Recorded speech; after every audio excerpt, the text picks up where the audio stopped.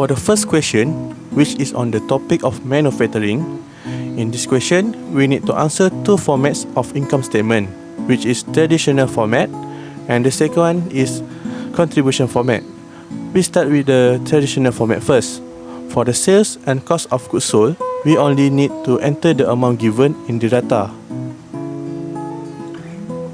To get gross margin, we need to subtract sales and cost of goods sold. For selling and administrative expenses, we need to sum off the cost of fixed and variable.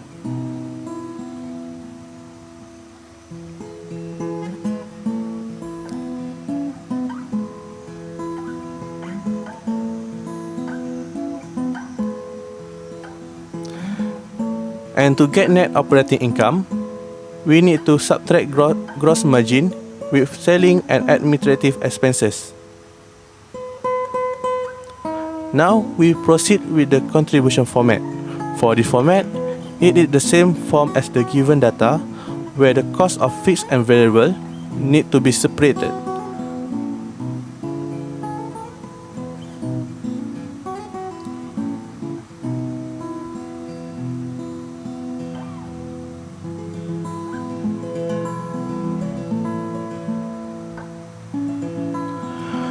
To get the contribution margin, we need to subtract sales with variable expenses.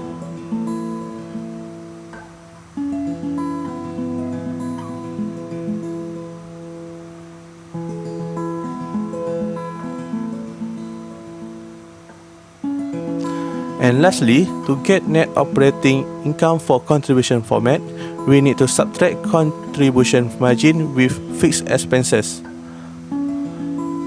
The total net operating income must be the same because we use the same data only in different formats.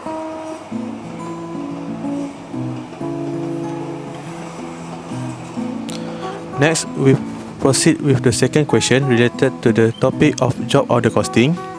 Step 1, we need to calculate the estimated total manufacturing overhead cost for each department. We can get the total fixed manufacturing overhead cost that has been given in the data. For milling department, we use machine hours, while assembly department, we use direct labor hours as a location base.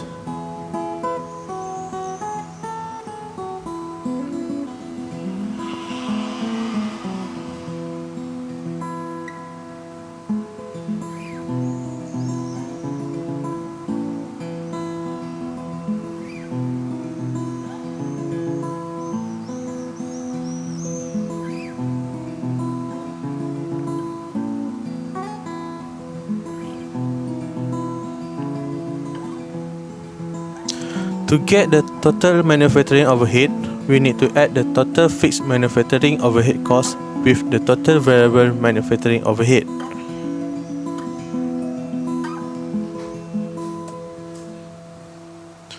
For the step 2, we need to calculate the predetermined overhead rate in each department. For total manufacturing overhead, we just take the amount that we have calculated earlier.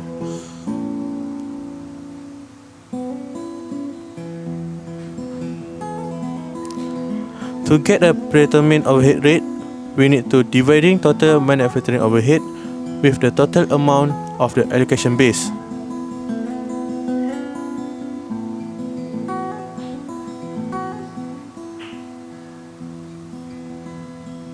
For step 3, we need to calculate the amount of overhead applied from both departments, which is predetermined overhead rate multiplied by amount of the allocation base used by job 407.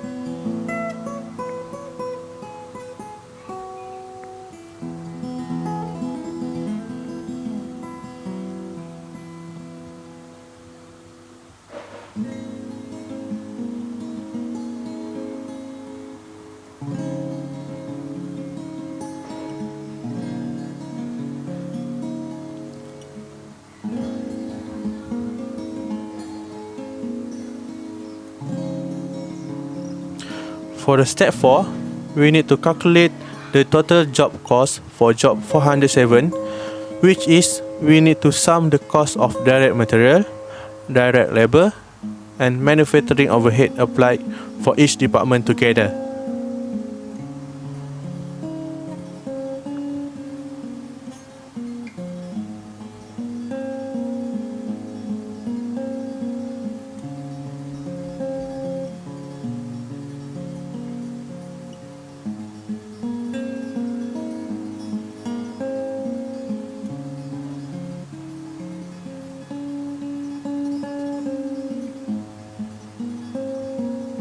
For the last step, we need to calculate the selling price for job 407, which is total cost of job 407 plus the amount of the markup price.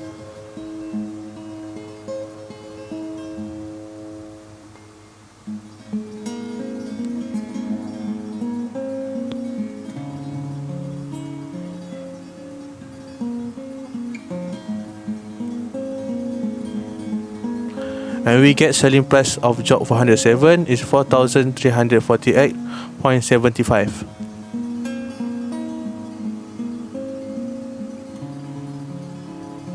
And finally, the third question, which is related to the topic of process costing. Step 1, we need to compute the equivalent unit of production. To get unit transferred to the next department, beginning unit in process plus with units started into production and minus with ending unit in process.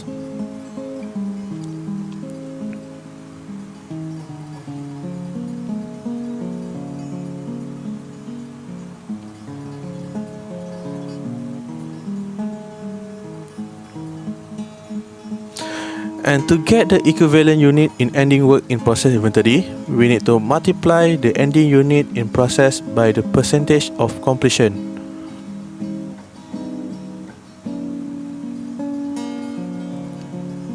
Sums does 2 and we get equivalent unit of production.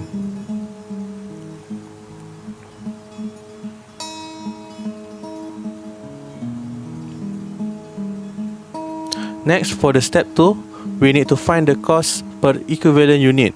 Fill in the amount that has been given in the data and plus the amount to get the total cost first.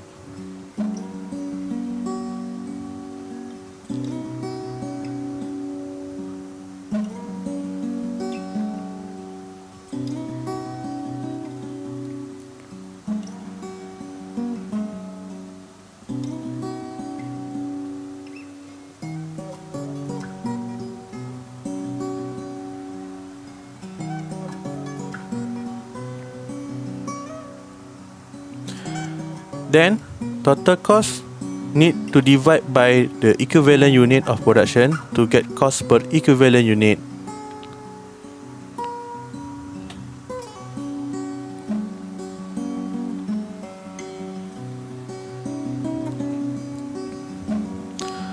Step 3, we need to find the cost of ending work in process inventory and the units transferred out. To get the cost of ending work in process inventory, we need to multiply the equivalent unit by the cost per equivalent unit and then add the amount of material and conversion to get the total, which will be used in the next section.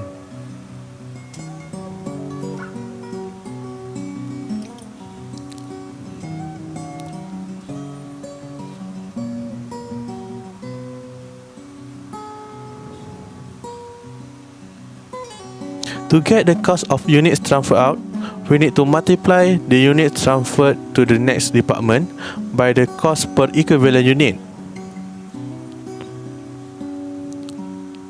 And then add the amount of material and conversion to get the total, which will be used in the next session as well.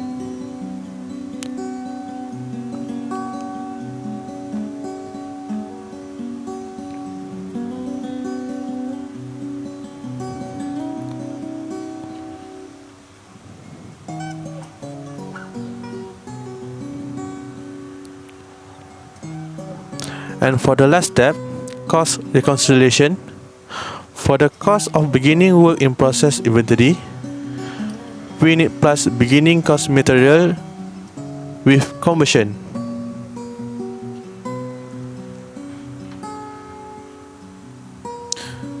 Same goes to find cost added to production during the period. We need to plus material cost with conversion cost.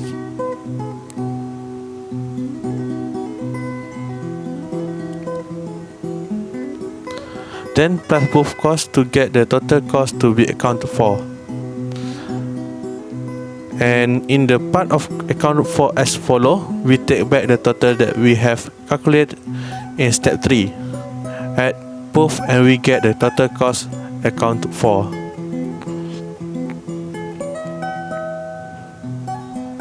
In cost reconciliation, both total costs must be the same, which is 734,375.